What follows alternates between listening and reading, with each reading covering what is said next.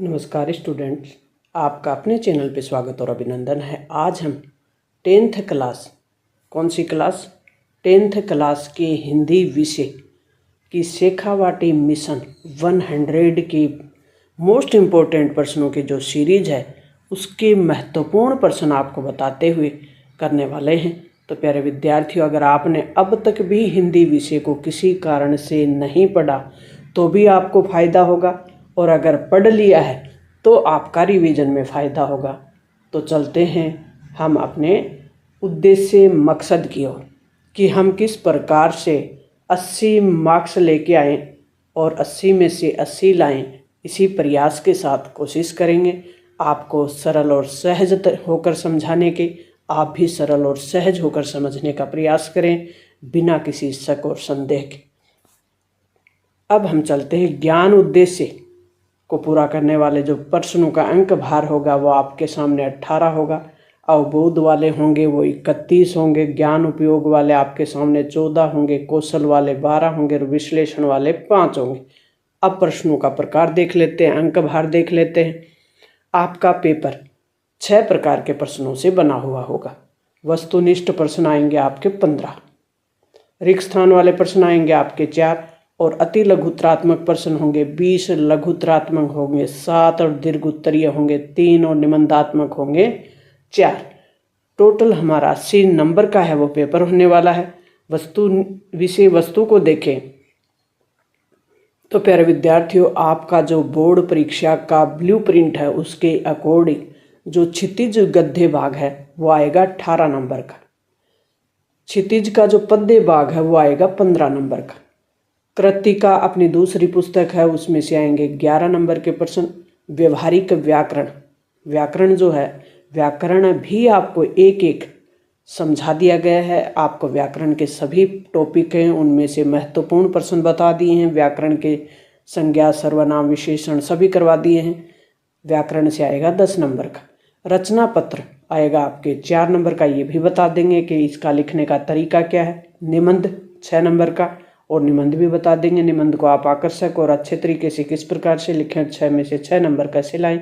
विज्ञापन होगा 4 नंबर का, ये भी बता देंगे कि विज्ञापन में लिखते समय सबसे पहले किन बातों का ध्यान रखें, किन पॉइंटों को ध्यान रखकर आप अच्छा सा विज्ञापन लिख सकते हैं। अपठित गद्यांश 6 नंबर का। अपठित का मतलब वो जो अपनी पाठ्य पुस्तक में नहीं है, लेकिन ये हार्ड मुश्किल नहीं है। इनमें 6 में से 6 नंबर हम ला सकते हैं क्योंकि सभी जो प्रश्न होते हैं उन प्रश्नों के आंसर अपने इसी गद्य भाग में होते हैं। फिर एक पद्य आएगा अपठिति, वो भी 6 नंबर का आएगा। इस प्रकार से हम 80 नंबर लाने का प्रयास करेंगे। चलते हैं अपने मॉडल पेपर की ओर। इस प्रकार का मॉडल पेपर आपके सामने होगा। एग्जाम में इस प्रकार का मॉडल पेपर आपके सामने होगा तो उसको हम कैसे हल करेंगे प्यारे विद्यार्थियों, ये देख लें। 3.25 घंटे का आपका पेपर होगा, 80 का पूर्णांक होगा और 80 में से 80 लाने का प्रयास करेंगे। कुछ आपके लिए निर्देश होंगे। पेपर में खंड ए में ऑब्जेक्टिव प्रश्न होंगे और ऑब्जेक्टिव प्रश्न कितने होंगे, 15। निम्नलिखित संज्ञा शब्दों में व्यक्तिवाचक संज्ञा का उदाहरण क्या है। मित्रता, लड़का, पर्वत, हिमालय। आपको संज्ञा बिल्कुल समझाई हुई है। संज्ञा के कितने भेद होते हैं, किस भेद में से पूछा गया है। व्यक्तिवाचक संज्ञा पूछी गई है और व्यक्तिवाचक संज्ञा का आंसर ये। मानसिक शब्द में प्रत्यय कौन सा लगा हुआ है। बड़ी ई के साथ क है, ई क या ई क, सिक या क है। तो मानसिक में कौन सा प्रत्यय लगा हुआ है, ये वाला लगा हुआ है। प्रत्यय भी आपको करवा दिया गया है, उपसर्ग भी करवा दिए हैं। निम्नलिखित शब्दों में से यण संधि का उदाहरण बताना। संधि क्या होती है, संधि के कितने प्रकार हैं, सभी करवा दिया है। ऑप्शन में महर्षि, नायक, सदैव और स्वच्छ कौन सा है, महर्षि। शताब्दी शब्द में समास का प्रकार कौन सा है, शताब्दी से, शताब्दी यानी 100। तो जहाँ संख्यावाचक शब्द हो वो वहाँ कौन सा समास लगता है, दिगु है, द्वंद्व है, तत्पुरुष है, कर्मधारी है। दिगु समास में संख्या का बोध होता है। नेताजी का चश्मा पाठ में नेताजी की मूर्ति बनाने वाले कौन थे, मास्टर हीरालाल थे, मास्टर मोतीलाल या मास्टर नंदलाल या मास्टर मदनलाल। कौन थे? अगर आपने अब तक चैप्टर पढ़ा होगा तो आप आंसर आसानी से दे सकते हैं। तो कौन थे? मास्टर मोतीलाल। झूठा सच नामक उपन्यास के लेखक कौन है? यशपाल हैं, रामवृक्ष बेनीपुरी हैं, मनु भंडारी हैं या तेंद्र मिश्र? कौन है झूठा सच जो अपना उपन्यास लिखा है उसके लेखक कौन है? तो ये कौन है? यशपाल। लेखक हैं यशपाल। मनु भंडारी के साहित्य का दायरा बढ़ाने में सर्वाधिक योगदान किसने दिया? उनके पिता ने, अंबालाल ने या शीला अग्रवाल ने या राजेंद्र वर्मा ने?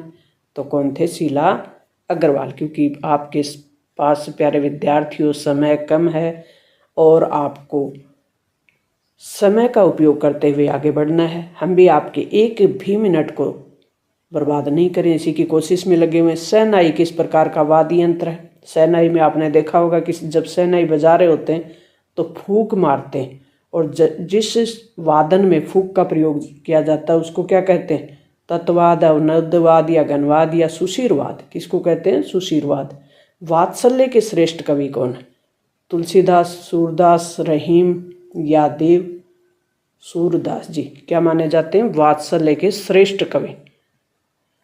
नाथ शंभु धनु भंजी निहारा, इसमें जो उपयुक्त काव्य पंक्ति है उसमें किसकी ओर संकेत किया गया है? राम है, लक्ष्मण है, भरत है, शत्रुघ्न है?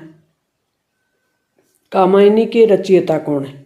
सूर्य त्रिपाठी या नागार्जुन या मंगलेश डबराल या जयशंकर प्रसाद? कौन है? जयशंकर प्रसाद। यह दंतुरित मुस्कान कविता का जो केंद्रीय पात्र है वो कौन है? दंतुरित मुस्कान यानी दांत निकाल कर जो मुस्कुराते हैं ना, कौन मुस्कुराता है ऐसे? उसमें केंद्रीय पात्र बताना। स्वयं लेखक है, माता है, बच्चा है या वृद्ध है? तो बच्चा ही मुस्कुरा सकता है। निर्दोष, निष्पक्ष और बड़ी ही चंचल होता है बच्चा, तो उसकी मुस्कान को दंतुरिया मुस्कान कहा गया। माता का आंचल पाठ में लेखक के पिता को किस नाम से पुकारा गया है? भोलानाथ, शिवनाथ, गोरखनाथ या दरिद्र नारायण? भोलानाथ के नाम से। साना साना हाथ जोड़ी पाठ है ये अपने, और इस पाठ में से यात्रा से लौटते समय जितेन ने, इसमें कौन है? जितेन किनके फुट प्रिंट हैं उसकी जानकारी दी है? तो गुरु गोविंद सिंह जी की, गुरु नानक की या गुरु अंगद की या गुरु रामदास की? गुरु नानक की। हिरोशिमा की घटना पर आधारित पाठ का नाम क्या रखा गया है? कौन सा ऐसा पाठ है हमारे पास जिसमें हिरोशिमा घटना का वर्णन है? परमाणु है या मैंने क्यों लिखा, मैं क्यों लिखता हूँ या मैं क्यों लिखता हूँ? मैं कैसे लिखता हूँ और मैं क्यों लिखता हूँ, मैं क्यों लिखता हूँ, ये जो पाठ है हमारे पास उसी में हिरोशिमा और नागासाकी, जिसमें परमाणु बम गिराए गए थे अमेरिका द्वारा, जापान के शहर हैं हिरोशिमा नागासाकी, उस पे एक, इस घटना पे एक पाठ लिखा गया है कि मैं क्यों लिखता हूँ। 4 प्रश्न हमारे रिक्त स्थान वाले आएंगे।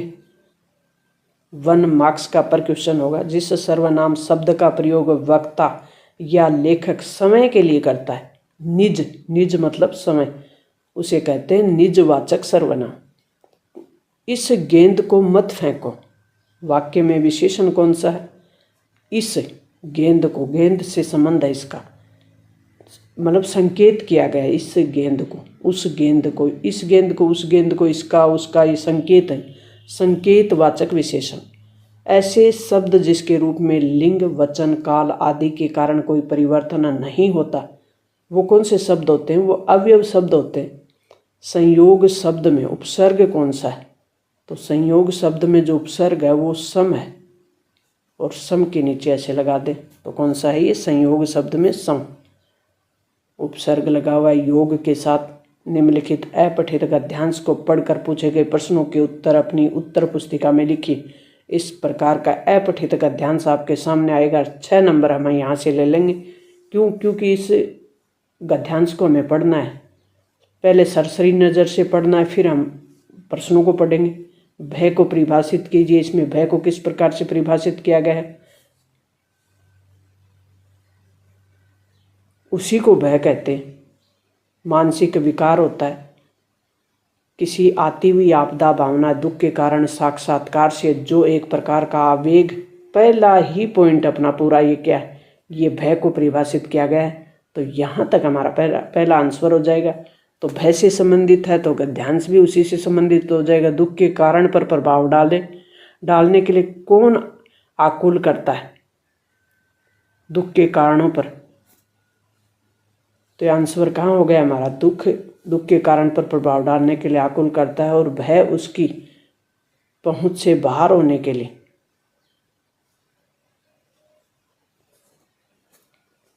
नेक्स्ट प्रश्न है, गद्यांश में से विपत्ति शब्द का पर्यायवाची शब्द ढूंढ कर लिखिए। विपत्ति का पर्यायवाची, आपदा क्या होती है, विपत्ति का ही पर्यायवाची शब्द है। आपदा मतलब भी विपत्ति होती है।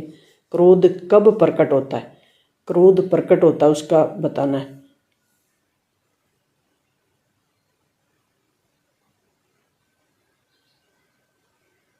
क्रोध प्रकट होने का, क्रोध है वो कब प्रकट होता है ये बताना है।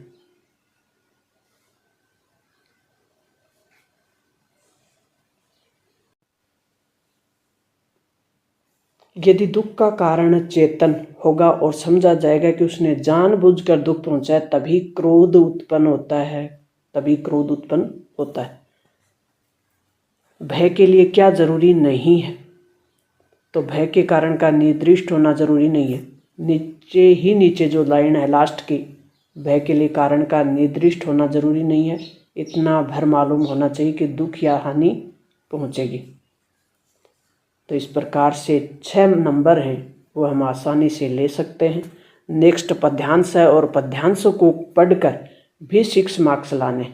इसको आराम से पढ़ें, हर पॉइंट को पढ़ें, हर पॉइंट के अर्थ को समझते हुए इन प्रश्नों का उत्तर है वो देना है। खंड ब होगा, अपनी कॉपी को कैसे लिखें इसके लिए डाल रखा है। प्यारे विद्यार्थियों, आपका कैरियर किस सब्जेक्ट में और कौन कौन से फील्ड में बन सकता है इसके लिए भी वीडियो डाल रखा है। तो अपने चैनल पे अगर आप नए हैं तो आपके जीवन को साकार करने के लिए, आपके भविष्य का निर्माण करने के लिए बहुत कुछ आपको अपने चैनल पे मिलेगा। अपना चैनल सिर्फ एजुकेशन से जुड़ा हुआ है, इसके अलावा आपको यहाँ कुछ नहीं मिलेगा। तो अपना जीवन अगर आप साकार करना चाहते हैं तो अपने चैनल से जुड़ जाएं। संगीत को संपूर्णता और एकाधिकार से सीखने की जिज्ञासा को अपने भीतर जिंदा रखा। उपयुक्त कथन किसके संदर्भ में और क्यों कहा गया है। ये जो चैप्टर हैं अपने चैप्टरों से पूछा गया है। अब हम जब चैप्टर को करेंगे तो आपका एक एक प्रश्न है वो क्लियर होता चला जाएगा। ये अपने पाठ्य पुस्तक से गद्यांश और पद्यांश पूछे गए हैं, तो इनको तो हम पाठ चैप्टर करेंगे तब आसानी से गद्यांश और पद्यांश कर लेंगे।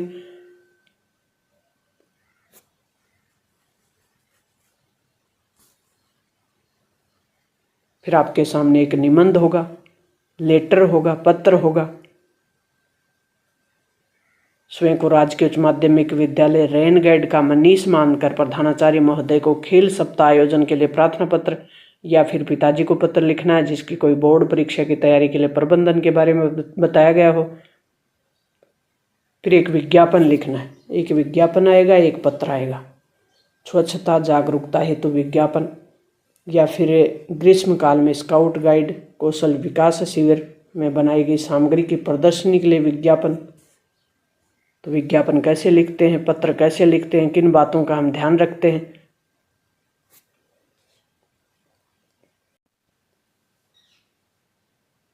अब हमारा महत्वपूर्ण कंटेंट होगा वो होगा हिंदी अनिवार्य का जो पद्य खंड है क्षितिज, उसके चैप्टर वाइज सबसे पहले हम चैप्टर करेंगे वो होगा हमारा सूरदास। कौन सा होगा? सूरदास। और ऊपर हमने पढ़ा था कि सूरदास कौन से कवि हैं? वात्सल्य के। सूरदास जी का जन्म कहाँ होता है? मथुरा के निकट।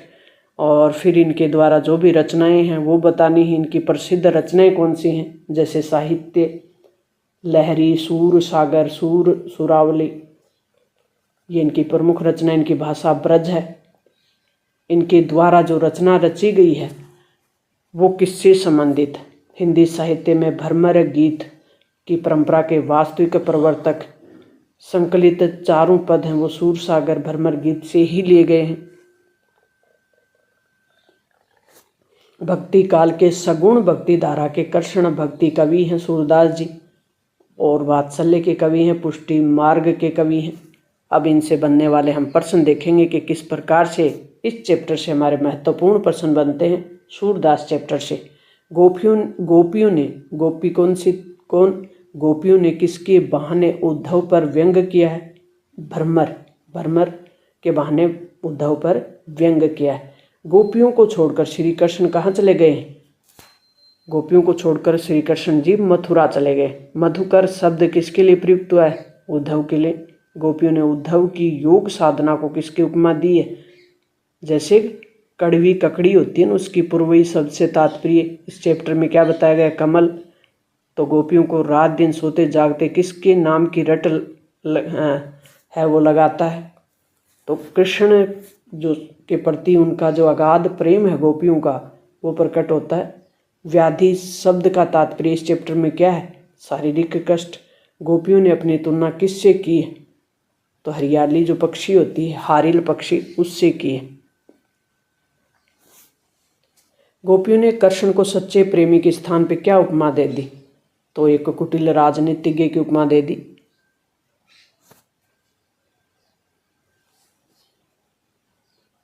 सूरदास के पदों में किस प्रकार का रस हुआ है? वियोग रस। उद्धव तुम ही अति बड़भागी। गोपियों ने ऐसा क्यों कहा? मोस्ट इंपॉर्टेंट, उद्धव तुम ही अति बड़भागी, तुम तो बहुत बड़भागी हो, बहुत भाग्यशाली हो। ऐसा क्यों कहा है? क्योंकि उद्धव प्रेम बंधन से सर्वदा उसी प्रकार मुक्त रहे जिस प्रकार कमल जल में रहकर जल से प्रभावित नहीं होता। तो उद्धव के प्रेम विहीन होने पर व्यंग्यात्मक रूप से गोपियों ने उन्हें भाग्यशाली कहा है। गोपियों ने अपने भोलेपन को कैसे व्यक्त किया है? तो जिस प्रकार चींटी गुड़ से चिपक कर अपने प्राण दे देती है, उसी प्रकार श्री कृष्ण प्रेम में अनुरक्त होकर वह अपने प्राण है वो त्याग देंगी, ऐसा उन्होंने कहा है। सूरदास की गोपियों के वाक चातुर्य, मतलब उनके बोलने की जो चतुरता है, उसको किस प्रकार से विशेषताएं उनकी बताई।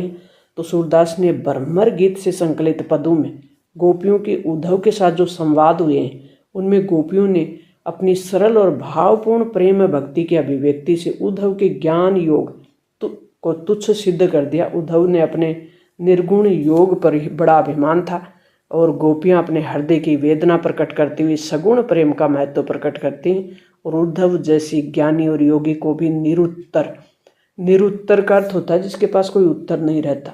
तो गोपियां इस प्रकार से संवाद करती हैं कि जो उद्धव है वो निरुत्तर हो जाता है। योग साधना को कड़वी ककड़ी कह देती हैं, और व्याधि कहना तथा व्यंग के उद्धव को बड़भागी, और कृष्ण को राजनीति शास्त्र का ज्ञाता बता देती हैं।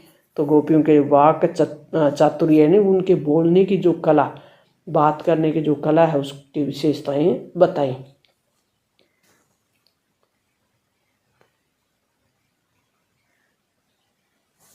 गोपियों ने कृष्ण को किसके समान कहा है? तो ये हमने देख ही लिया। और खुद को किससे तुलना की? हारिल पक्षी से।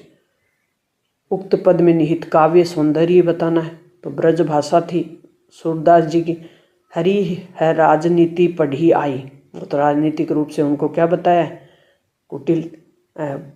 कूटनीतिज्ञ एक प्रकार से। गोपियों के अनुसार अनीति क्या है? तो इस चैप्टर के महत्वपूर्ण प्रश्न आपके लिए सिलेक्ट कर दिए गए हैं। सूरदास जी के बाद हम करेंगे तुलसीदास जी। इनका जन्म कहाँ होता है? उत्तर प्रदेश में होता है। इनके गुरु कौन थे? इनकी जो रचनाएं हो याद करनी। अभ्रक शब्द से इस चैप्टर में क्या अर्थ है? तो वो है शिशु। निम्न में से ब्राह्मण शब्द का पर्यायवाची नहीं है, तो ये सब ब्राह्मण के पर्यायवाची नरप नहीं है। तो इस चैप्टर से जितने भी महत्वपूर्ण प्रश्न हैं वो बता दिए गए हैं।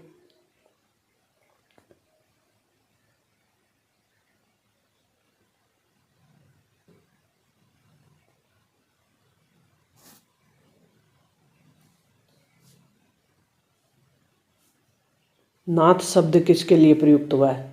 परशुराम जी के लिए। ऊपर हमने वो जल्दी में वो बता दिया था राम। परशुराम जी के लिए, इसको करेक्ट कर लें। व्यर्थ धरुहु धनु बाण कुठारा शब्द है वो किसके लिए प्रयुक्त हुआ है? लक्ष्मण जी के लिए। रघुकुल भानु की संज्ञा किसको दी गई? श्री राम को। श्री राम को किसकी संज्ञा दी है? रघुकुल भानु। कुशल वीर पुरुष की लक्ष्मण ने क्या पहचान बताई कि कुशल जो वीर होता है उसकी क्या पहचान बताई गई इस चैप्टर में? कि लक्ष्मण ने कहा कि सूरवीर शत्रु को रणभूमि के सामने देखकर अपने पराक्रम का परिचय दिया करते थे। वे धैर्य नहीं खोते और मुंह से अपशब्द भी नहीं निकालते और अपने पराक्रम का वर्णन वे स्वयं कभी नहीं करते।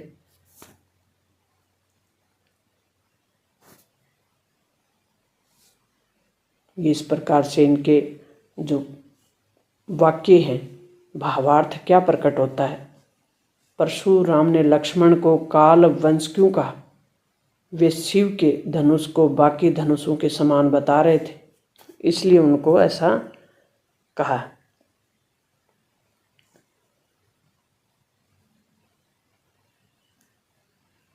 राम लक्ष्मण परशुराम संवाद को संक्षेप में समझाइए। किस प्रकार के उनके बीच संवाद होता है उसको बताना है। लक्ष्मण क्रोध रोककर परशुराम के कटु वचन को सहन करने का क्या कारण बताते हैं? तो लक्ष्मण का कहना है कि परशुराम के जनेऊ देखकर उन्होंने अपने क्रोध को रोक रखा है, क्योंकि ब्राह्मण का वध करने से पाप और अपयश का भागी होना पड़ता है। ये उनके कुल की परंपरा के विरुद्ध है, इसलिए लक्ष्मण जी क्या हो जाते हैं? उसको सहन कर जाते हैं।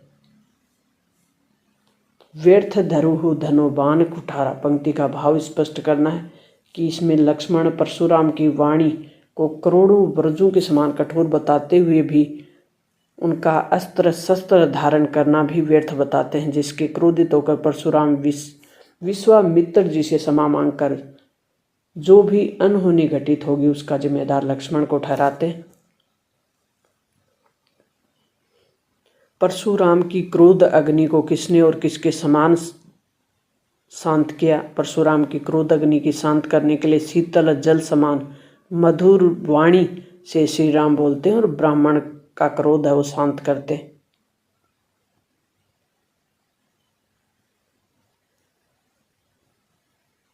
नेक्स्ट चैप्टर है वो है जय शंकर प्रसाद का। और जय प्रसाद शंकर जी का जन्म 1889 वाराणसी में, और इनकी जो काव्य रचनाएं हैं वो आपको ध्यान में रखनी है। जयशंकर प्रसाद जी की काव्य रचना कौन सी है? इनका नाटक कौन सा है? उपन्यास कौन सा है? मुरझा कर गिर रही पंक्तियाँ, इसमें क्या संदेश दिया गया है? तो मानव मूल्यों के गिरने को इनके द्वारा बताया गया है। प्रस्तुत कविता में कंथा शब्द से क्या तात्पर्य है? जयशंकर प्रसाद जी की जो कविता है इसमें कंथा गुदड़ी के लिए, मधुप किसका पर्यायवाची है? भौरे का। कवि आत्मकथा क्यों नहीं लिखना चाहते थे? तो कवि का क्या कारण था कि वो आत्मकथा लिखने से डर रहे थे? जीवन में दुख ही दुख होने के कारण कवि कहते हैं कि मेरे जीवन में तो दुख ही दुख है, तो मैं कथा क्या लिखूं, दुखों का क्या लिखना। जयशंकर प्रसाद की आत्मकथा, जयशंकर प्रसाद की आत्मकथ्य है कविता किस समाचार पत्र में प्रकाशित हो जाती है? हंस नामक। आत्मकथ्य कविता की भाषा शैली कैसी है? तो छायावादी शैली है इसकी। प्रसाद जी ने किसके आग्रह पर आत्मकथा के रूप को आत्मकथ्य की रचना तैयार की? तो मित्रों के कहने पर। उनके दोस्त कहते हैं कि भले ही दुखों से आपका जीवन है भरा पड़ा, आप लिखिए।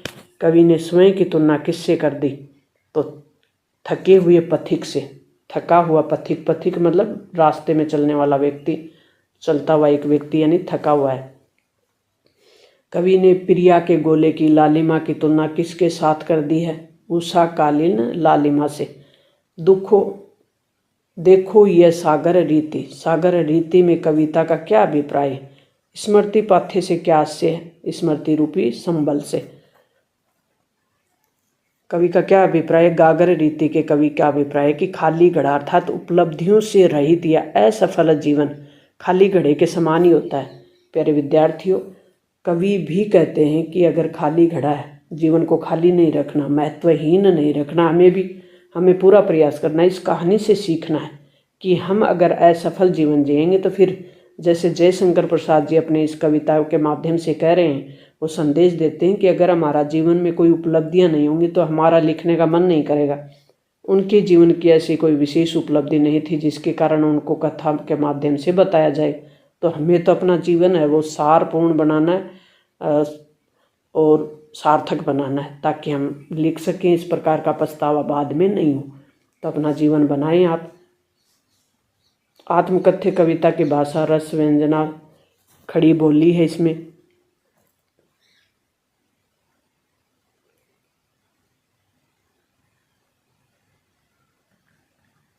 इसमें कथा शब्द किसका प्रतीक है? कंथा जो शब्द है वो गुदड़ी होता है। आत्मकथ्य ये मोस्ट इम्पोर्टेंट है। आत्मकथ्य कविता का मूल भाव व्यक्त कीजिए। तो मैंने मूल भाव बता दिया कि कवि है वह सफल जीवन से दुखी है। आत्मकथ्य रचना छायावादी कवि जयशंकर प्रसाद द्वारा रचित है। मोस्ट इम्पोर्टेंट लिखना है। छायावादी कवि हैं जयशंकर प्रसाद, इनके द्वारा रची रचना है। इसमें कवि अपने मनोभावों को व्यक्त करते हैं। और कवि क्या कहते हैं? अपने इस नश्वर जीवन संसार में कठिनाइयों और परेशानियों के अलावा कोई मेरी उपलब्धि नहीं है जो कि बताई जा सके, जिससे किसी को कोई प्रेरणा मिल सके। फिर इस जीवन रूपी खाली सागर की क्या मैं चर्चा करूं? इससे कोई लाभ नहीं होने वाला। किसी को अपनी प्रिया के साथ कुछ क्षण सुखद एहसास के जरूर आए, पर वे लंबे समय तक स्थायी नहीं रह सके। हर बार सुख जिनके करीब आकर उन्हें चिढ़ाकर फिर से दूर चला गया हो, और अपनी प्रिया के सौंदर्य में उनके गालों की लाली से उषा को भी ईर्ष्या होती दिखाई देती हो, परंतु जब इन सब में किसी का कोई भला नहीं होता हो, तब कवि कहते हैं कि अंत में मैं क्या लिखूं। अतः कवि अंत में अपनी व्यथा कथा, व्यथा मतलब दुख के लिए मौन रहकर सिर्फ दूसरों की कठिनाई सुनने का निर्णय कर लेते हैं। और वह कहते हैं कि मेरा जीवन तो असफल है और इसमें कोई महत्व नहीं है, तो मैं क्यों लिखूं। तो इस प्रकार के क्षण हैं वो हर इंसान के जीवन में आते हैं। अगर आपके भी कभी आए तो आप घबराना नहीं और इस कहानी से सीखना। प्यारे विद्यार्थियों, ये प्रश्न इसी में है कि कवि मौन रहकर दूसरों की कथा क्यों सुनना चाहते थे, क्योंकि उनका जीवन था वो दुख और निराशा से भरा हुआ था, इसलिए उन्होंने ऐसा फैसला किया। कवि ने आत्मकथा से किन बातों का उल्लेख नहीं करना चाहते, तो वे कहते हैं कि मैं अपनी आत्मकथा से स्वयं के सरल स्वभाव, दूसरों द्वारा की गई भूल और दूसरों के छल कपट और अपने प्रेम की उज्ज्वल क्षणों को अभिव्यक्त कर अन्य के साथ बांटना नहीं चाहता। कवि को कौन सा सुख नहीं मिला? कवि ने जिस मधुर मिलन के सुख का सौपन जीवन में यौवन काल में देखा था, यौवन मतलब जवानी के काल में सुख सौपन देखा था, सुख सौपन मतलब सपना, वह सुख प्राप्त होने से पूर्व ही मुस्कुराकर दूर चला जाता था, ऐसा कवि का कहना है।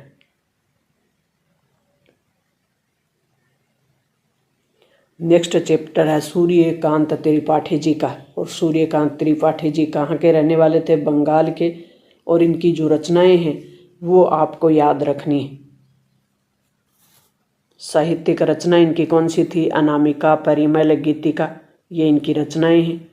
और प्रसिद्ध जो प्रासंगिक रचना है वो भी याद रखनी है। काव्य विशेषताएं क्या है इनकी? दार्शनिकता, विद्रोह, क्रांति, प्रेम और प्रकृति का विराट और उदात्त चित्रण इनके द्वारा किया गया है। अब हम इनके द्वारा इस चैप्टर से बनने वाले महत्वपूर्ण प्रश्नों को देखेंगे कि उत्साह कविता में कौन सा रस उपयुक्त होता है। उत्साह कविता किसकी है? सूर्यकांत त्रिपाठी जी की, निराला जी की। उत्साह मतलब जोश, बादल। उत्साह में कौन सा रस प्रयुक्त है? वीर रस। जोश किस में होगा? वीर में ही होगा। उत्साह वीर में ही होता है। बादल किसका प्रतीक बताया गया है? क्रांति का। ललित मोस्ट इम्पोर्टेंट है। ललित, ललित घेर, घेर में कौन सा अलंकार है? तो यह पुनरुक्ति प्रकाश अलंकार है। आंखें हटाता हूँ तो हट नहीं रही, पंक्ति में किसकी आभा पर हट नहीं रही? तो फाल्गुन की। कवि ने बादलों की तुलना किसके घुंघराले बालों से कर दी?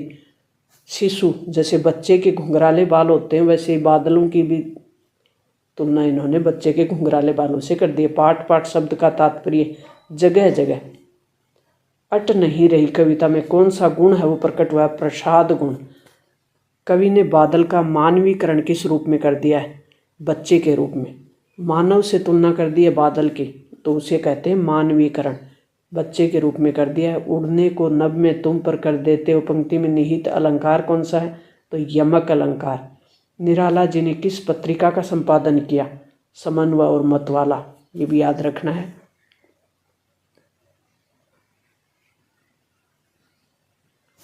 इनके जो द्वारा जो रचनाएं हैं उनमें उत्साह के माध्यम से क्या बताया गया? कविता में ऋतुओं का वर्णन हुआ है। निराला की उत्साह कविता में वर्षा ऋतु तथा अट नहीं रही फाल्गुन महीने में आने वाली बसंत ऋतु का वर्णन हुआ है।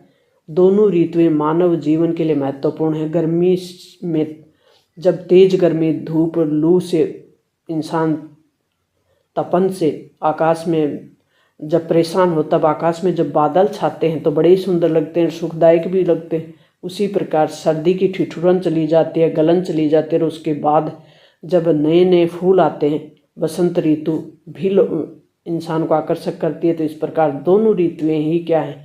आकर्षक होती हैं और महत्वपूर्ण होती हैं। इनका कवि ने वर्णन किया है। उत्साह कविता में दिखाए गए बादल क्रियाकलाप का उल्लेख कीजिए, या कहें कि उत्साह कविता का मूल भाव, मूल संदेश क्या है? मोस्ट इम्पोर्टेंट, उत्साह कविता के माध्यम से कवि क्या बताने का, क्या संदेश देना चाह रहे हैं? गर्जना करता हुआ, घनघोर घटाओं के साथ उड़ता हुआ, काले घुंघराले बालों के समान बच्चों की कल्पना सा हृदय में बिजली की चमक सी आशा और उम्मीद जगाता निराला जी ने इन सब में छुपा है व्याकुल, बेचैन एवं विश्व की भीषण गर्मी तृप्ति।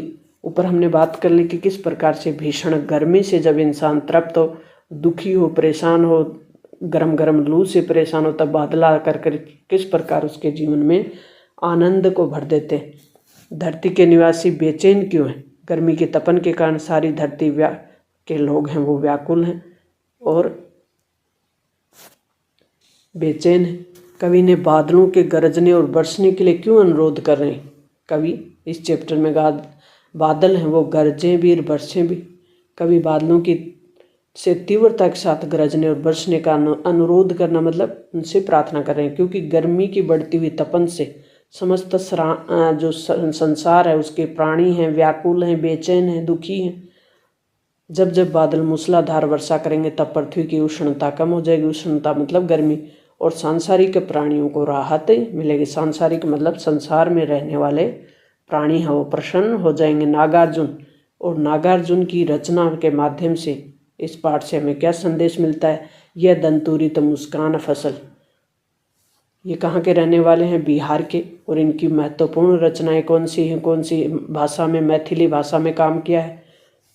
और इनके द्वारा जो रचनाएं हैं वो आपको अच्छे से याद रखनी है। बच्चे का स्पर्श कठोर पाषाण भी क्या बन जाता है? बच्चा जब छोटा होता है, शिशु, तब उसकी सिर्फ स्पर्श यानी स्पर्श मात्र से ही पाषाण यानी पत्थर, कठोर पत्थर भी क्या बन जाता है? जल बन जाता है। छविमान शब्द का क्या अर्थ है? सुंदर। दूध, दही, शहद, जल और मिश्री से बना हुआ मिश्रण क्या कहलाता है? मधुपर्क। कवि ने बांस और बबूल किसे कहा है? स्वयं को खुद को कहा है बांस, स्वयं को खुद को बांस और बबूल। कवि नागार्जुन की मातृभाषा कौन सी है? मैथिली। यह दंतुरित मुस्कान कविता में किस रस की अनुभूति होती है? वात्सल्य रस। फसल कविता में हमें किस संस्कृति के निकट ले जाया गया है? तो वह कृषि संस्कृति। फसलें किसके अमृत भरे प्रभाव से सिंचकर पुष्ट हुई हैं? नदियों के।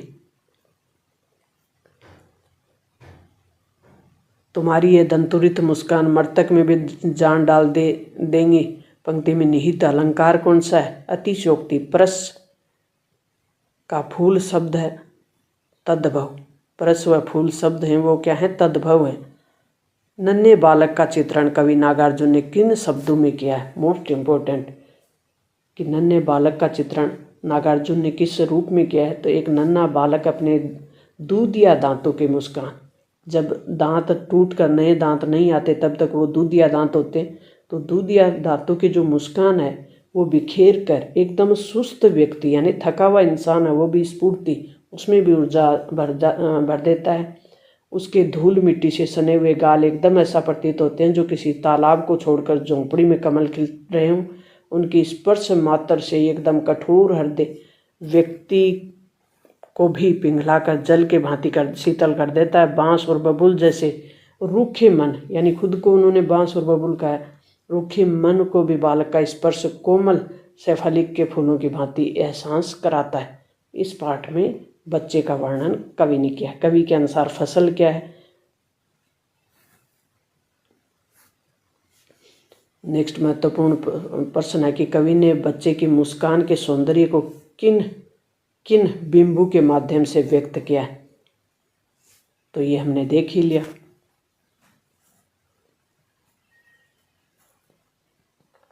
फसल कविता के माध्यम से कवि क्या संदेश देना चाहते हैं?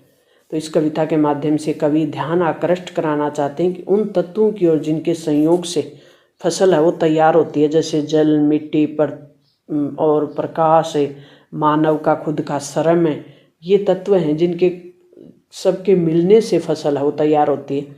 कृषि फसलों का उपयोग करने वाले सामान्य व्यक्तियों को फसल के तैयार होने के संपूर्ण संदेश से प्राकृतिक संसाधनों के उपयोग से परिचित कराना चाहते हैं वो इस पाठ के माध्यम से।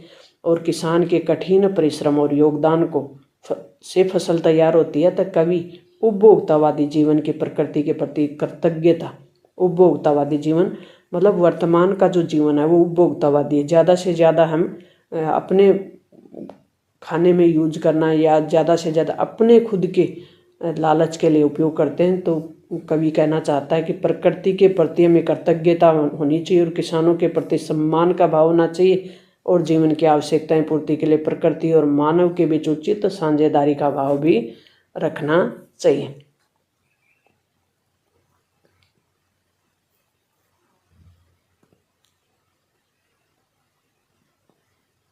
बच्चे की मुस्कान पे हमने कर ही लिया। फसल हमें क्या संदेश देती है, ये इस फसल के माध्यम से क्या संदेश दिया ये कर ही लिया।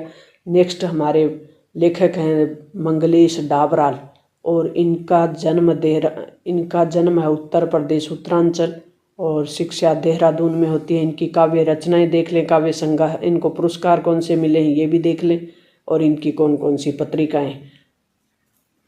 मुख्य गायक को क्या समझने के लिए संगतकार उसका साथ देते हैं?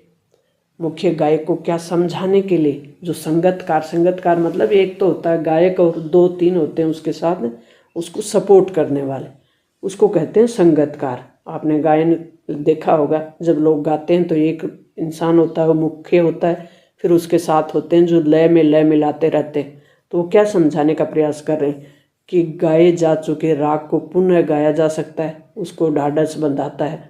वह बताता है कि अकेला नहीं है उपरोक्त सभी। अंतरा का जो मतलब है वो क्या है यहाँ? तो गीत का चरण है वो अंतरा है। आवाज से राख जैसा कुछ गिरता व पंक्ति प्रयुक्त हुई है किसके लिए? उत्प्रेक्षणा के लिए। सरगम को लादने से कवि का क्या अभिप्राय है? तो मूल स्वर बोलकर अंतरे की जटिल तानों से जो खो जाता है उसको कहा गया है।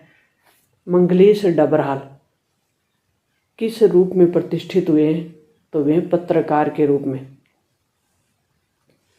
प्रेरणा साथ छोड़ती हुई उत्साह अस्त होता हुआ पंक्ति में निहित अलंकार क्या है? तो मानवीकरण हुआ है। इस चैप्टर में महत्वपूर्ण जितने भी प्रश्न हैं उनको एक बार अच्छे से देखें। मुख्य गायक के गायन की क्या विशेषताएं होती हैं? मुख्य गायन की विशेषता उनका स्वर है वो आत्मविश्वास से भरा हुआ होता है। मोस्ट इम्पोर्टेंट, ढाढ़स बंधाना प्राइवेसी किसका है? तो तसल्ली देना भी ढाढ़स बंधाना होता है, सांत्वना देना भी। तार सप्तक क्या है? इस चैप्टर से बिना किसी कारण के संगीतकार मुख्य गायक का साथ क्यों देता है? मोस्ट इम्पोर्टेंट कि बिना किसी कारण के भी संगीतकार मुख्य गायक का साथ देता है। क्यों? क्योंकि मुख्य गायक का उत्साह बढ़ाने के लिए कि वह अकेला नहीं है, उसको ये एहसास हो जाए कि मैं अकेला नहीं हूँ, मेरे साथ और भी हैं, इसलिए वो उसका साथ देते हैं। उसे विश्वास दिलाने के लिए कि गाया हुआ राग है वो पुनः गाया जा सकता है। संगतकार ने अपनी आवाज़ को ऊंचा उठने देने की प्रयास को क्या वजह हो सकती है? तो इसके लिए वजह क्या थी कि उसकी जो आवाज़ थी उसमें हिचक और स्वर दबी हुई धीमी आवाज़ वाला रखने से उसके अंदर की मनुष्यता है जिससे वो मुख्य गायन का सम्मान करता है और उसी की आवाज़ को ऊंचा और बल देता रहता है। यानी खुद की आवाज़ है वो ऊंचा नहीं करता बल्कि मुख्य आवाज़ है, मुख्य जो गायक होता है उसी की आवाज़ आगे और ऊंची हो जाए उसके सपोर्ट से। संगतकार कविता का मुख्य उद्देश्य क्या है? मोस्ट इम्पोर्टेंट, कविता में संदेश इस संवेदना को विकसित करती है। कहने का मतलब कि कविता हम में ये संवेदना व्यक्त करती है कि हमें उनमें से प्रत्येक का अपना अपना महत्व है। संगतकार में जो 2-3 जो लोग होते हैं उनमें सबका अपना अपना महत्व है। उनका सामने न आना उनकी कमजोरी नहीं है बल्कि उनका मानवीकरण है। इस कविता के माध्यम से कवि ने संदेश दिया कि मुख्य गायक या कलाकार का मौन भाव से प्रोक्स में सहयोग करने वाले सहायकों या संगतकार की भूमिका अत्यंत महत्वपूर्ण होती है। इनको नींव की ईंट कहा जा सकता है। इसको समाज जानता नहीं है और यश और सम्मान भी नहीं मिलता। तो कवि क्या चाहता है? कवि चाहता है कि लोग इनके महत्व को भी समझें और इन्हें उचित सम्मान दें, क्योंकि ये संगतकार के उचित समय पर सहयोग करके मुख्य कलाकार की जो निराशा है उसको दूर करते हैं, उसकी असफलता को बचाने में सहयोग देते हैं, उसमें आत्मविश्वास बढ़ देते हैं। इसलिए कार्य उपेक्षित रहने वाले इन लोगों के प्रति पाठकों का ध्यान आकर्षित किया गया और इनके प्रति भी समाज को सहानुभूति रखनी चाहिए, इनके प्रति संवेदना रखनी चाहिए, इनको उचित सम्मान देना चाहिए। इसी उम्मीद के साथ ये चैप्टर है लिखा गया। नेक्स्ट है हमारा जो चैप्टर, चट्टान जैसी भारी स्वर का से स्पष्ट कीजिए। इस चैप्टर में चट्टान जैसी भारी स्वर, कवि कहता है कि मुख्य गायक का स्वर है वो चट्टान जैसा भारी हो जाता है और उसी ऊंची राग को खींचने के लिए में वह असमर्थ हो जाता है। तब एक सुंदर कमज़ोर कांपती हुई आवाज़ उसमें मिलकर उस आवाज़ के भारीपन को दूर कर देती है। और संगतकार, ये आवाज़ किसकी होती है? संगतकार के। संगतकार की आवाज़ की विशेषताएं बताते हुए कथन स्थायी संभाले रहता है, स्पष्ट कीजिए।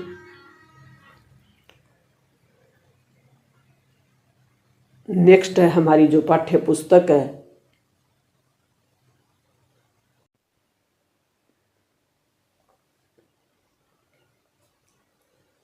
अब हम कर रहे हैं हिंदी अनिवार्य का गद्य खंड क्षितिज, जो अपनी बुक है उसका महत्वपूर्ण चैप्टर वो क्या है? नेताजी का चश्मा। कौन सा चैप्टर है हमारा? नेताजी का चश्मा। स्वयं प्रकाश द्वारा रचित ये चैप्टर है, लिखा हुआ चैप्टर है। लेखक कौन है इसके और इनका जन्म कहाँ होता है? मध्य प्रदेश में। और इनकी रचनाएं देख लें आप, सूरज कब निकलेगा, आएंगे अच्छे दिन और आदमी जात का आदमी, ये इनकी रचनाएं हैं। हालदार साहब को मूर्ति के सामने से गुजरने पर क्या अंतर दिखाई देता था और क्यों देता था? हालदार साहब कौन थे?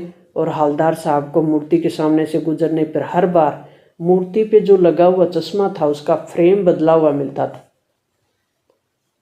क्योंकि कैप्टन साहब उसे बदल देते थे, इसलिए हालदार साहब को उसमें अंतर दिखता था। कैप्टन चश्मे के सामने खड़ा होकर हालदार साहब अवाक क्यों रह गए? तो हालदार साहब ने नेताजी के प्रति सम्मान की भावना, नेताजी कौन है इसमें? सुभाष चंद्र की मूर्ति के सामने देखकर सोचा कि शायद कैप्टन चश्मे वाला नेताजी का साथी है या आज़ाद हिंद फौज का सिपाही रहा है। लेकिन जब सामने कैप्टन के रूप में बूढ़ा, मरियम और लंगड़ा आदमी खड़ा देखा तो हालदार साहब अवाक रह गए। इससे बनने वाले मोस्ट इम्पोर्टेंट पर्सन है कि हालदार साहब कितने दिनों में कंपनी में काम कर रहे थे, करते हुए गुजारे, मतलब 15 दिन। मूर्ति कोट के दूसरे बटन तक कितने फुट ऊंची थी? तो 2 फुट थी। नेताजी की मूर्ति पर सरकंडे का चश्मा कौन लगाता था? किसने लगाया? यानी किसी बच्चे ने लगा दिया। कैप्टन मूर्ति के चश्मे को बार बार क्यों बदल दिया करते थे? कैप्टन मूर्ति के चश्मे को बार बार क्यों बदलते थे? क्या कारण था? तो कैप्टन देशभक्त और शहीदों के प्रति आदर सम्मान रखने वाला व्यक्ति था। वह नेताजी के चश्मा विहीन मूर्ति को देखकर दुखी हो जाता था और मूर्ति पे चश्मा लगा देता था। पर यदि किसी ग्राहक द्वारा वैसा ही चश्मा मांगा जाने पर उतार कर दे देता और उसकी जगह दूसरा चश्मा लगा देते थे। नेताजी का चश्मा पाठ के माध्यम से, मोस्ट इम्पोर्टेंट, इस चैप्टर के माध्यम से हमें क्या संदेश मिलता है? जिस पाठ का संदेश अगर आपको अच्छे से आ गया, तो उससे बनने वाला अगर कोई प्रश्न है वो याद भी नहीं किया तो भी आप लिख सकते हो।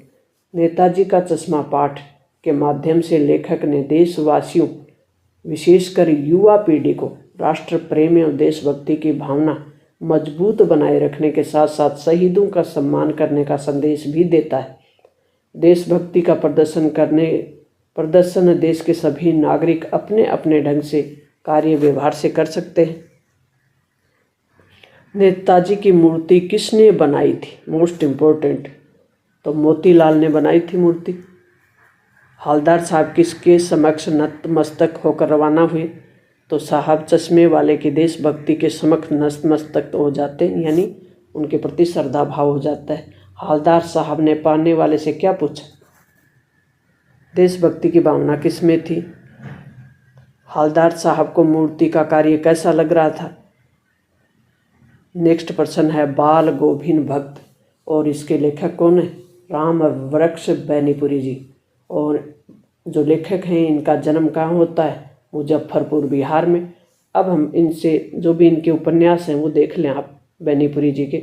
बाल गोविंद भक्त किस प्रकार के व्यक्तियों को अधिक स्नेह का पात्र मानते थे और क्यों? मोस्ट इम्पोर्टेंट, क्यों मानते थे? तो बाल गोविंद भक्त हैं वो जो कमज़ोर लोग हैं, असहाय लोग हैं, बीमार हैं, गरीब हैं आदि प्रकार के जो व्यक्ति हैं उनके प्रति अधिक स्नेह यानी प्रेम का पात्र मानते हैं उन लोगों को, और उनकी समझ में ऐसे आदमियों को ज़्यादा प्यार और देखभाल की आवश्यकता होती है। लेखक द्वारा बाल गोविंद भक्त की संगीत साधना का चरम उत्कर्ष किस दिन देखा गया? तो किस दिन देखते हो चरम उत्कर्ष? जिस दिन उनके पुत्र की मृत्यु हो गई थी, और उसी दिन सामान्य गृहस्थियों की तरह विलाप न करके सबके सामने बैठकर तल्लीन होकर भक्ति के पद गा रहे थे। बाल गोविंद भक्त अपनी पतोही को रोने के बदले उत्सव मनाने को क्यों कहा? क्यों उनका मानना था कि व्यक्ति की मृत्यु होने पर उसकी आत्मा अपने प्रियतम परमात्मा के पास चली जाती है। कहाँ चली जाती है? परमात्मा के पास। और अगर कोई वियोग करता है, रोता है, तो विरणी आत्मा परमात्मा प्रियतम को मिलन आनंद उत्सव की घटना होती है, तो वो नहीं मना पाता वो, इसलिए वे अपने पतों को रोने से मना करते हैं। बाल गोविंद भक्त पाठ पद्य साहित्य की कौन सी रचना है? तो यह रेखा चित्र। बाल गोविंद भक्त के बेटे को मुखाग्नि किसने दी? पतोहू ने। बाल गोविंद भक्त अपने खेत की पैदावार कहाँ ले जाते हैं? तो कबीरपंथी मठ में। बाल गोविंद भक्त को साधु क्यों कहा गया है? विस्तार से वर्णन कीजिए। मोस्ट इम्पोर्टेंट, साधु क्यों कहा गया है?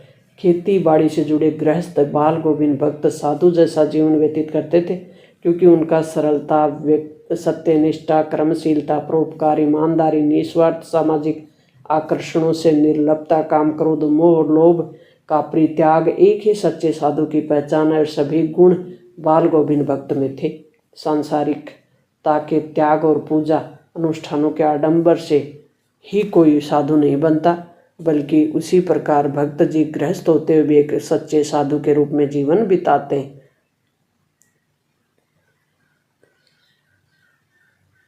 नेक्स्ट अपना चैप्टर है लखनवी अंदाज, और इसके रचनाकार या लेखक हैं यशपाल।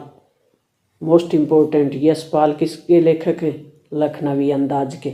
और इनका परिचय, इनका जन्म है वो पंजाब में होता है, कांगड़ा। इनमें इनकी शिक्षा होती है, इनके द्वारा जो कहानी संग्रह है उनको याद कर लें।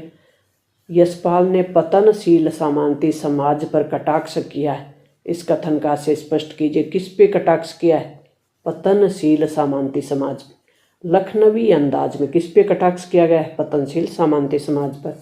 व्यंग में यशपाल ने लखनऊ के एक नवाब साहब की बनावटी जीवन शैली का चित्रण किया है, और नवाब साहब ने खीरे को छीलकर, खीरा क्या होता है? खाने की एक ककड़ी टाइप होता है, तो खीरे को छीलकर और नमक मिर्च लगाकर केवल सूंघा और कहा कि इसका स्वाद लाजवाब है। सिर्फ सूंघने मात्र से उन्होंने क्या कहा कि इसका जो स्वाद है वो क्या है? लाजवाब है। और खीरे को खाए बिना ही फेंक दिया। हम कर रहे हैं कि लखनवी अंदाज जो कहानी है ये हमें क्या संदेश देती है, इस कहानी से क्या संदेश मिलता है?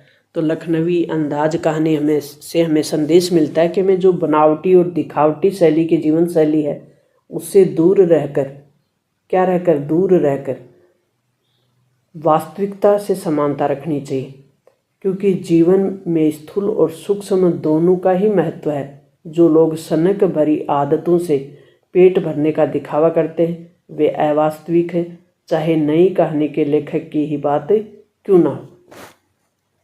तो हमें वास्तविकता से, यथार्थ से जुड़ा होना चाहिए, न कि दिखावटीपन से।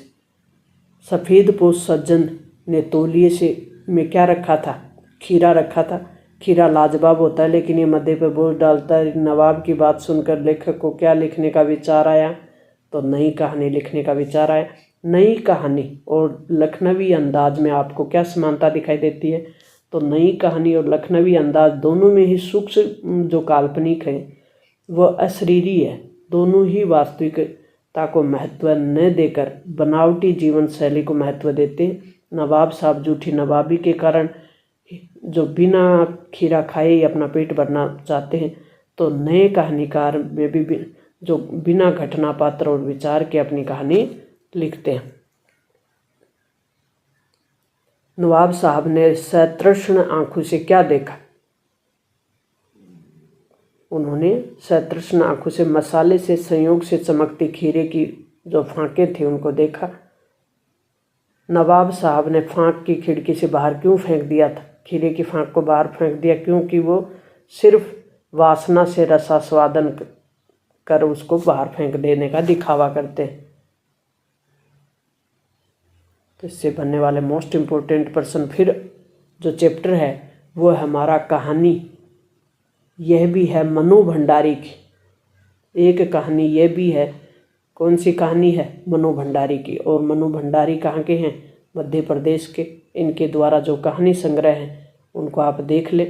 मनु भंडारी के पिताजी के स्वभाव की क्या विशेषताएं थी? तो मनु भंडारी जी के पिता हैं वो अत्यंत कोमल, संवेदनशील और प्रखर समाज सुधारक होने के साथ ही संकी स्वभाव के व्यक्ति भी हैं। अंतर विरोधों के बीच जीने के कारण अस्थिरचित्त व्यक्ति के साथ ही बेहद क्रोध और अहम वाला उनका व्यक्तित्व हो जाता है। लेखिका के पिता रसोई को क्या कहकर संबोधित करते हैं? तो भटियार खाना। क्या कहते हैं? लेखिका ने बचपन में अपने भाइयों के साथ कौन सा खेल खेला था? तो गुल्ली डंडा होता है, उसको खेला। पड़ोस संस्कृति मानव मन को प्रभावित करती है। कहानी ये भी है पाठ के आधार पे मोस्ट इम्पोर्टेंट। पड़ोस की जो संस्कृति वो क्या सिखाती है हमें? लेखिका के 1 दर्जन प्रारंभिक कहानियों के पात्र अजमेर के उसी गले मोहल्ले के रहे जिनके बीच उनका बचपन और किशोर अवस्था बीती थी। लेखिका को उनकी जीवन शैली, भाव भंगिमा, भाषा आदि की याद रहती है। इससे स्पष्ट है कि पड़ोस संस्कृति मानव मन को प्रभावित करती है। मनु भंडारी ने अपनी माँ को व्यक्तित्वहीन क्यों कहा? वेरी वेरी मोस्ट इम्पोर्टेंट, कि अपनी माँ को वो व्यक्तित्वहीन क्यों मानते हैं, या कहें कि मनु भंडारी किसको व्यक्तित्वहीन मानते हैं? अपनी माँ को। क्यों? क्योंकि मनु का कहना है कि पति की आज्ञाओं का पालन करती हुई माँ और अपनी संतानों की इच्छाओं को पूरा करती हुई सिर्फ पत्नी और एक माँ ही रह जाती है। उसकी समय की अपनी कोई पहचान नहीं होती और वो पूर्णतः पहचान है उनकी समय की, वो समाप्त हो जाती है। एक मशीन की तरह से सबके काम पूरे करते हुए माँ स्वयं का व्यक्तित्व भूल जाती हैं, यानी अपने व्यक्तित्व को नगण्य और महत्वहीन मानती हैं।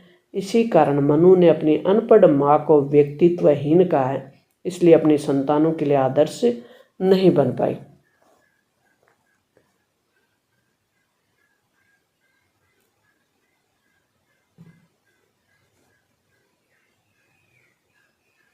लेखिका को अपनी हर उपलब्धि कैसी लगती है? तो लेखिका को अपनी हर उपलब्धि एक तुक्का ही लगती है। लेखिका पिताजी के शक्की स्वभाव पर क्या प्रतिक्रिया देती है? वह पिताजी के शक्की स्वभाव पर कभी कभी भनना जाती। स्वभाव शक्की क्यों था? बहुत से अपनों के हाथों विश्वासघात की गहरी व्यथा से उनका स्वभाव है वो शक्की हो जाता है। नेक्स्ट चैप्टर है नौबत खाने में इबादत, और इसकी रचना की है, इसको लिखा है वो कौन है? यतींद्र।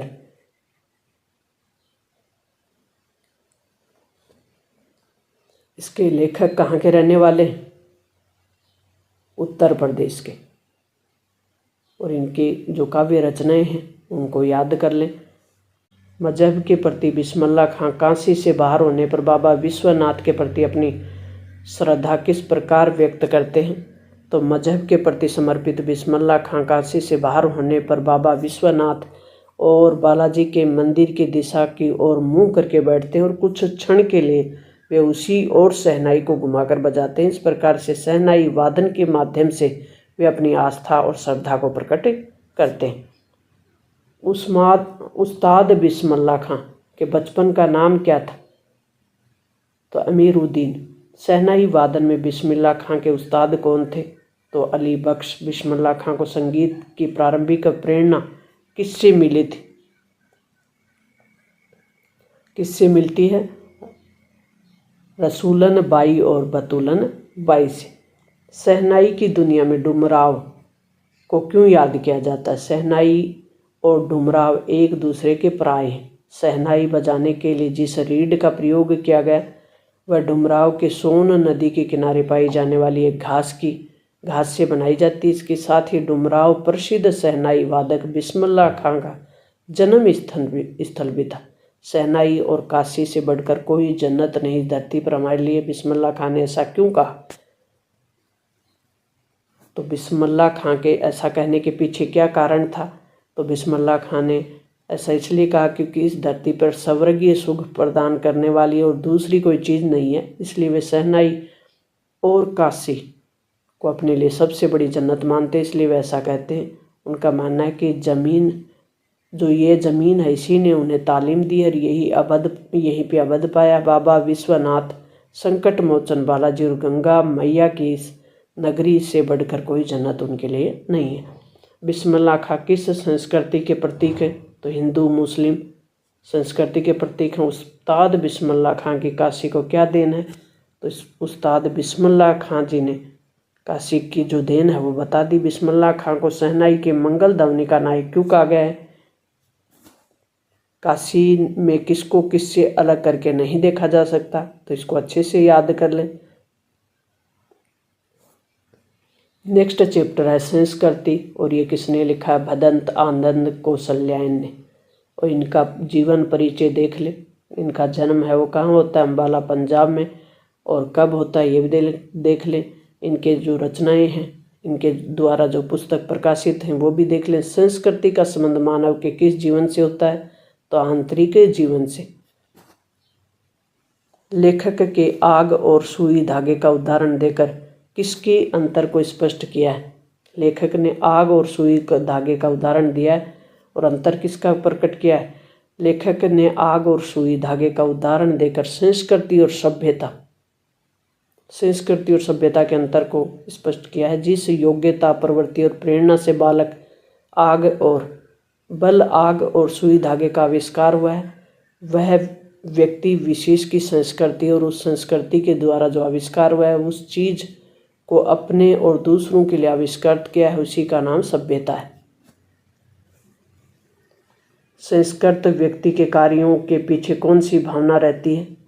तो ये रहती है जन कल्याण की भावना। लेखक के अनुसार संस्कृति कब असंस्कृति हो जाती है? मोस्ट इम्पोर्टेंट, कब जो संस्कृति है वह असंस्कृति हो जाती है? तो लेखक के अनुसार संस्कृति में मानव कल्याण की भावना निहित होती है। जब यही भावना टूटकर मानव के अकल्याण और विनाश में सहायक हो जाती है तो वह असंस्कृति बन जाती है, जिसका परिणाम असभ्यता कहलाता है। इसलिए मानव कल्याण की भावना जरूर होनी चाहिए। संस्कृत शब्द में की भावना कौन सी है? तो मानव कल्याण की भावना है। पेट की आग बुझाने के लिए मानव ने किसका आविष्कार किया? आग का आविष्कार किया। लेखक ने सभ्यता की जननी किसे बताया? संस्कृति। लेखक के अनुसार मनुष्य संस्कृति का जनक होने के लिए क्या आवश्यक है? तो लेखक के अनुसार मनुष्य संस्कृति का जनक होने के लिए आवश्यक है कि मनुष्य अपनी भौतिक आवश्यकताओं के ऊपर उठकर निरंतर किसी सूक्ष्म रहस्य की खोज में लगा रहे और उससे जानने का प्रयत्न करे। मानव कल्याणकारी तत्वों की खोज करे जिससे हमारा विकास हो सके।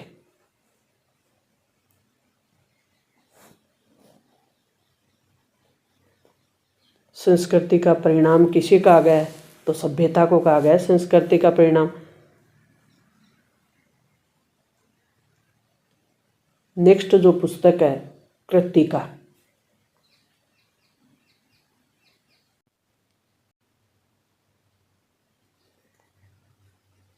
अब हमारा महत्वपूर्ण कंटेंट है कृत्तिका, और कृत्तिका जो बुक है उसका पहला चैप्टर है माँ का आंचल। बहुत ही शानदार चैप्टर है, और इस चैप्टर के महत्वपूर्ण प्रश्न अब हम देखेंगे कि माँ का आंचल कृत्तिका के रचनाकार कौन है। कौन है इस कहानी के रचनाकार? शिव पूजन सहाय। मकई के खेत में किसका झुंड चर रहा था? मकई के खेत में भैंसों का झुंड चर रहा था। देहाती दुनिया उपन्यास लिया गया है माँ के आंचल से। चूहों के बिल में पानी डालने से बिल से क्या निकला? चूहों के बिल में जब पानी डाला तो क्या निकला? सांप निकला। माता का आंचल पाठ में लेखक का असली नाम क्या था? मोस्ट इम्पोर्टेंट, माँ के आंचल में जो लेखक हैं उसका असली नाम तारकेश्वर नाथ। भोलेनाथ के पिताजी पूजा के समय उनके मस्तक पर किसका तिलक लगाते थे? तो लगाते थे बभूत का। बुढ़वा बेईमान मांगे करेला का चोर कहकर बच्चों को किसको चिढ़ाते थे? तो मासूम तिवारी। माँ का आंचल पाठ किस शैली में लिखा गया? मोस्ट इम्पोर्टेंट, आत्मा कथात्मक शैली में। अमोला किसे कहते हैं? आम का उगता हुआ पौधा, उसको अमोला कहा गया है। रामनामा बही में लेखक ने, पिताजी ने कितनी बार राम नाम लिखे हैं? तो लिखे हैं 1000 बार। उस्तान शब्द का अर्थ क्या है इस चैप्टर में? पीठ के बल लेटना। माता का आंचल पाठ में महतारी शब्द का अर्थ क्या है? माता। माता का आंचल पाठ में लेखक अपने पिताजी को क्या कहकर पुकारते हैं? बाबूजी। बचपन में लेखक अपने पिताजी के साथ कौन सा खेल खेला करते थे? कुश्ती का। माँ के आंचल पाठ में लेखक को बचपन में किससे अधिक लगाव रहा? पिताजी से अधिक लगाव रहा। माँ का आंचल पाठ में बालक भोलानाथ, बालक का नाम क्या है? भोलानाथ, और बाबूजी के मित्रवत प्रेम के साथ वात्सल्य से भरा। क्या उदाहरण इसमें हम देख सकते हैं? या उदाहरण सही समझाना है। भोलानाथ के पिता एक सज्जन और स्नेही पिता थे। उनके दिन का आरंभ भोलानाथ के साथ ही होता था, और उन्हें नहलाकर पूजा पाठ कराना, उनके साथ उनको घुमाने ले जाना, उनके साथ खेलना, उनकी बाल सुलभ क्रीड़ा, बचपन में जो बच्चा खेलता है उसको देखना, उनके स्नेह और प्रेम को व्यक्त करना, उनके जरा सी पीड़ा पर हो जाए तो वह तुरंत उसकी रक्षा के प्रति सजग हो जाना, गुरुजी द्वारा सजा दिए जाने पर उनसे माफ़ी मांगकर उनके साथ ही ले जाना, आदि जो चीज़ें हैं उसके उदाहरण हैं। माँ का आंचल में बाल मनोभावों की अभिव्यक्ति को व्यक्त करते हुए लेखक ने तत्कालीन समाज में पारिवारिक परिवेश के चित्रण को किस प्रकार से व्यक्त किया है? तो लेखक का मानना है कि ग्रामीण परिवेश में व्यतीत व तत्कालीन सामाजिक परिवेश में जीवों के प्रति आस्था की भावना थी लेखक में, क्योंकि गाँव में मछलियों को आटे की गोलियां खिलाना, माता पिता का बालकों के प्रति अधिक लगाव होना, माता पिता के साथ कुश्ती लड़ते और खट्टा मीठा चुम्बन मांगकर प्यार जताते, साथ ही उनके साथ खेलते, तो इस प्रकार से दिखाया गया। माँ के आंचल पाठ से आपको बाल स्वभाव की कौन सी जानकारियाँ मिलती? तो ये भी अच्छे से याद कर लें।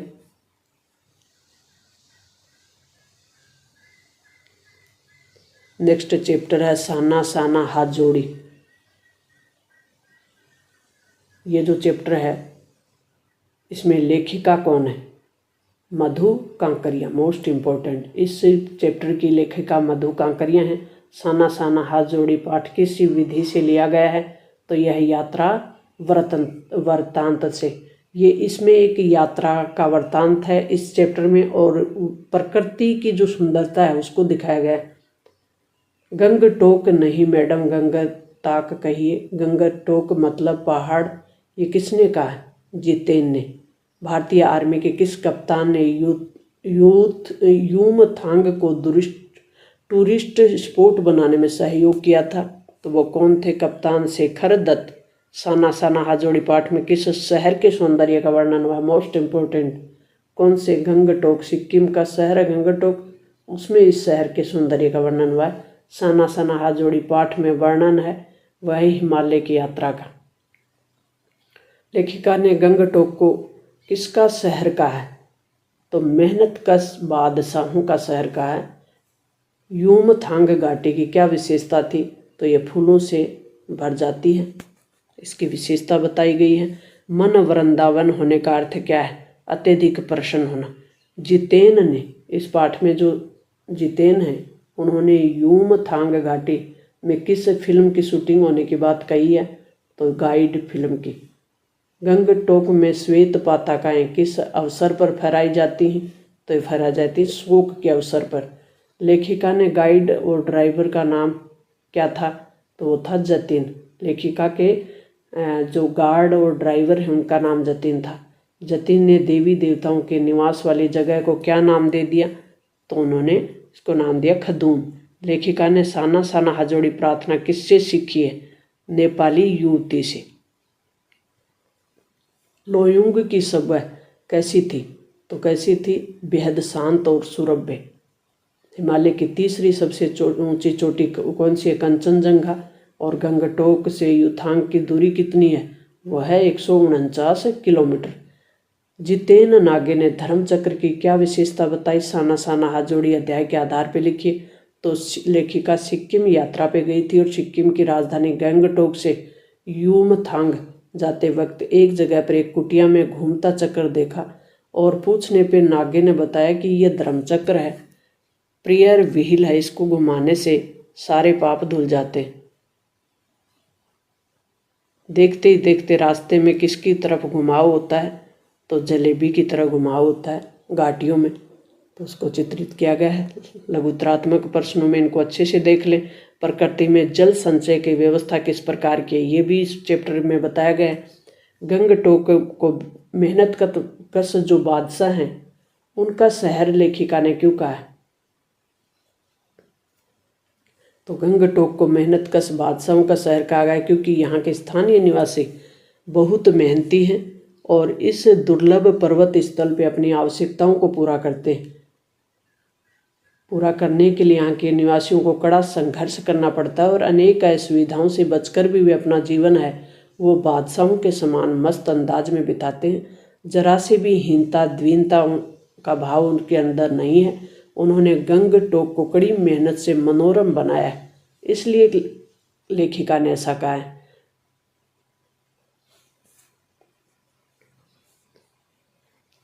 प्रकृति के सौंदर्य के अलौकिक आनंद में डूबी लेखिका को कौन कौन से दृश्य हैं वो झकझोर देते हैं, इनमें से आप अच्छे से देख लें।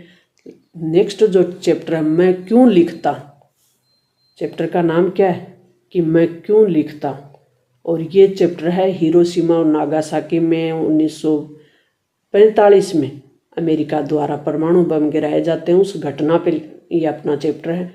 मैं क्यों लिखता हूँ पाठ के लेखक कौन है? अज्ञे। मोस्ट इम्पोर्टेंट इस चैप्टर के लेखक कौन है? अज्ञे। अज्ञे ने बीएससी कहाँ से की? तो लाहौर से। लेखक ने कहाँ पर गिरे अणुबम के समाचार पढ़े थे? हिरोशिमा। और उसी को समाचार में घटना में लिखा है कि मैं क्यों लिखता हूँ। किसी संक्षिप्त वाक्यों में बांधना आसान नहीं है, तो जीवन के आंतरिक अनुभवों को लेखक स्वयं किस लिए लिखता है? तो लेखक स्वयं किस लिए लिखता है? अपनी आंतरिक व्यवस्था से मुक्ति पाने के लिए, तटस्थ होकर आंतरिक व्यवस्था को देखने के लिए और आंतरिक व्यवस्था को पहचानने के लिए। तो उपयुक्त सभी के लिए लिखता है लेखक।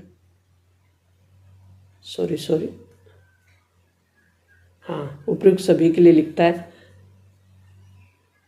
किस नदी में बम फेंकने से हजारों मछलियां मार देते थे? तो ब्रह्मपुत्र। लेखक ने किसके आधार पे अपना लेख लिखा है? तो अपनी अनुभूति के आधार पे। लेखकों के सामने कौन सी विशेषता होती है? तो संपादकों के आग्रह की भी होती है, प्रकाशक के तकाजे की भी, आर्थिक आवश्यकता की भी, उपयुक्त सभी होते हैं। लेखक ने कर्तिकार के लिए अनुभव में गहरी चीज क्या बताई है? अनुभूति। लेखक ने हिरोशिमा कविता कब लिखी? मोस्ट इम्पोर्टेंट, कब लिखी? हिरोशिमा में।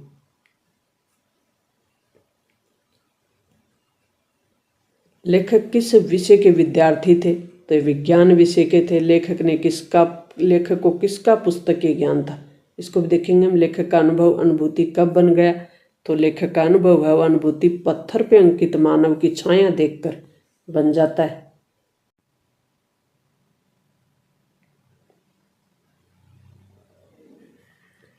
तो लेखक को पुस्तकीय ज्ञान था अणु का, रेडियोधर्मी तत्वों का और रेडियोधर्मिता के प्रभाव का, उपयुक्त सभी, क्योंकि विज्ञान विषय के लेखक थे तो इनको सभी का अनुभव होता है। अज्ञे जी के अनुसार पाठ में मोक्ष पाने का एकमात्र साधन, वेरी वेरी मोस्ट इम्पोर्टेंट, क्या बताया गया है, लिखना।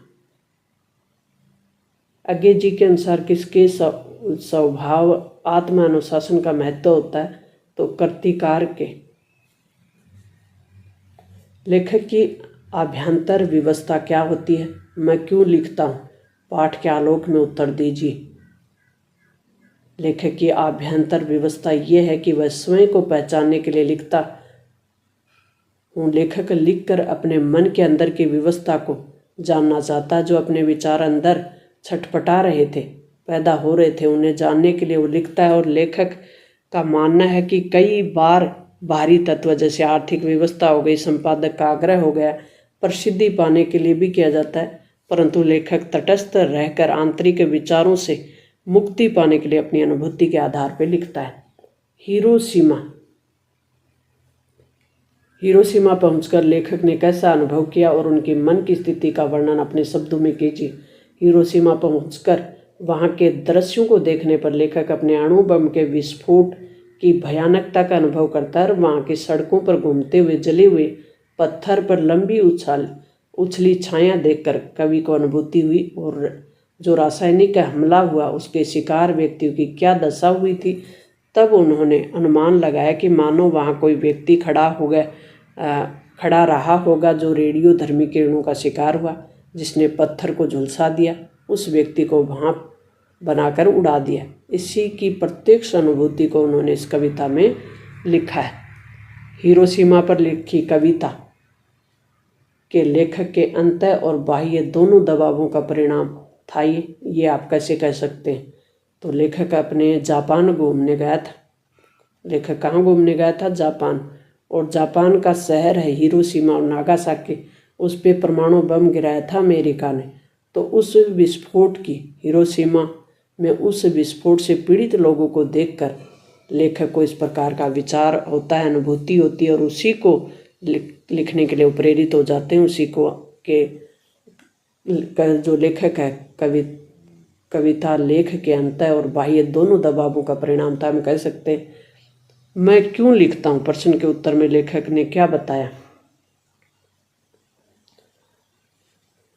तो लेखक स्वयं जानना चाहते हैं कि वो क्यों लिखता है, उसका उत्तर देना कठिन है, लेकिन लिखकर ही कोई लेखक अपने मन की व्यवस्था को प्रकट कर सकता है और व्याकुलता से मुक्त हो सकता है। ये अलग बात है कि कुछ प्रसिद्धि पाने के लिए भी बाह्य व्यवस्था के कारण भी लिख देते हैं, कुछ संपादकों के आग्रह से या प्रकाशकों के तकाजे से या कुछ आर्थिक आवश्यकता से भी लिख देते हैं, परंतु इनका संबंध आत्मिक अनुभूति से अधिक रहस्य है और यही उनका मूल कारण था।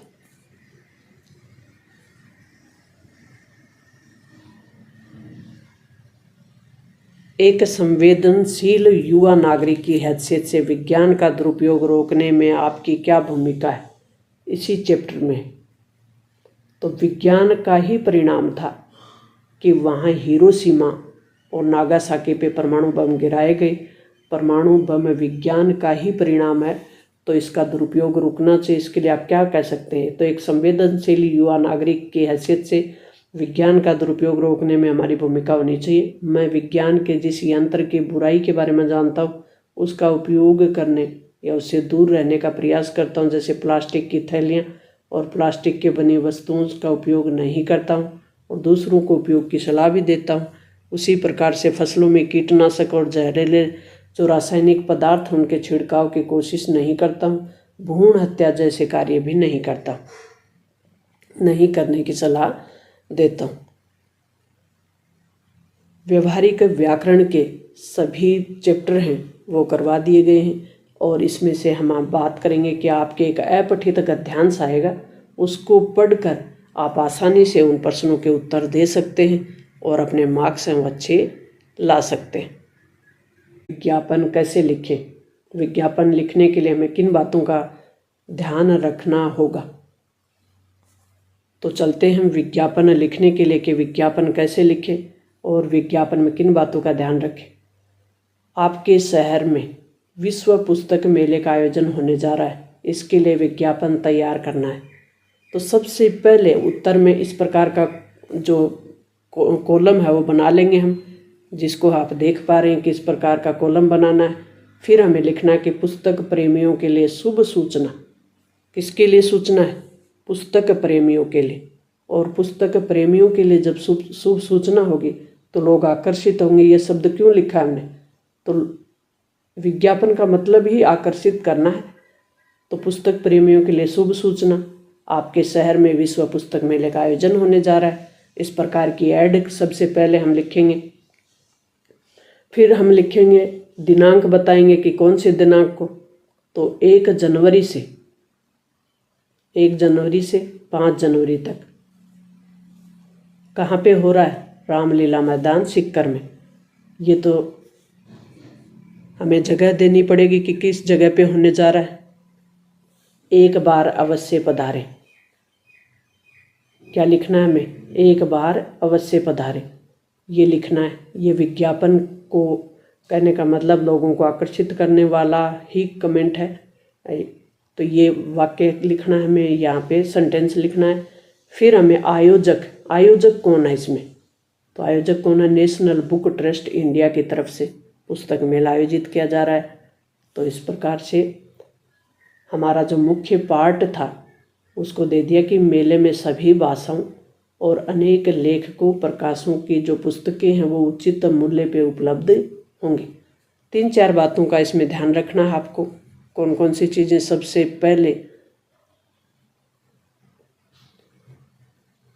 पहले हमें इस प्रकार का कॉलम बना देना है, ये कॉलम बनाना है।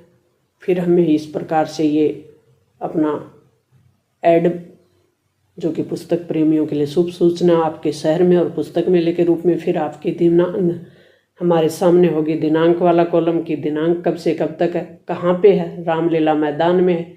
फिर हम सभी प्रकार के पुस्तकों के बारे में बताएंगे कि इसमें कौन कौन सी पुस्तकें। फिर एक बार अवश्य पधारे और फिर नेशनल जो भी आयोजक है उसका देंगे। अब हम सीखेंगे कि प्रार्थना पत्र कैसे लिखते हैं और अपने अच्छे मार्क्स बनाने की कोशिश करेंगे। एग्ज़ाम में अच्छे से लिखेंगे, अच्छे मार्क्स बनेंगे। पुस्तक मेले पे विज्ञापन हमने देख ही लिया। अब हमारा है कि राजकीय उच्च माध्यमिक विद्यालय सुमेरपुर पाली का छात्र मानकर अपने विद्यालय के प्रधानाचार्य को भौतिक भ्रमण पे जाने की अनुमति के लिए आपको प्रार्थना पत्र लिखना है। सबसे पहले सेवायाम, सबसे पहले क्या लिखा जाता है? सेवा में। फिर प्रधानाचार्य महोदय, राजकीय उच्च माध्यमिक विद्यालय सुमेरपुर पाली। विषय क्या है? विषय लिख दे। शैक्षिक भ्रमण पे जाने की अनुमति ले रहे हैं। मान्यवर। फिर अपना जो मुख्य पार्ट है वो बताना है। कौन सा मुख्य पार्ट है? निवेदन कर रहे हैं, सादर निवेदन। मेरी कक्षा के सभी छात्र छात्राएं भ्रमण पे जाना चाहते हैं, इनसे हमारा ज्ञानवर्धन होगा, साथ ही अन्य जगह की ऐतिहासिक, सांस्कृतिक और जो भी सौंदर्य की वो जानकारी हमें होगी। तो इसके लिए कहाँ पे जानना चाहते हैं ये भी बता दें और साथ आपके कौन जाएगा वो भी बता दें। तो अतः हमें अनुमति प्रदान करें, दिनांक डाल दें और फिर आपके आज्ञाकारी जो भी संबोधन है जिसको भी लिख रहे हैं उसी प्रकार के संबोधन का उपयोग करें और संबोधन का उपयोग करते हुए इस प्रकार से आप बता दें। अब हमारा महत्वपूर्ण कंटेंट है निबंध लेखन। निबंध कैसे लिखा जाता है? अगर आपको नहीं आता तो कमेंट बॉक्स में ज़रूर लिखें, निबंध भी आपको बता देंगे। तो निबंध के लिए आपके सामने है कि आप बेटी बचाओ बेटी पढ़ाओ पे लिख सकते हो, पर्यावरण प्रदूषण पे लिख सकते हो, विद्यार्थी जीवन में सूचना प्रौद्योगिकी या फिर आतंकवाद, वैश्विक समस्या या योग पे लिख सकते हो। तो इनमें से कोई भी एक टॉपिक पे आप अच्छे से निबंध तैयार कर लें। पूरे हिंदी विषय को बड़े सरल और सहज तरीके से मैंने करवाने का प्रयास किया है। आप अगर चैनल पे नए हैं तो चैनल को सब्सक्राइब जरूर कर लें। मिलते हैं नेक्स्ट और महत्वपूर्ण विषय के साथ, तब तक थैंक्स। अपने दोस्तों के साथ शेयर ज़रूर करें।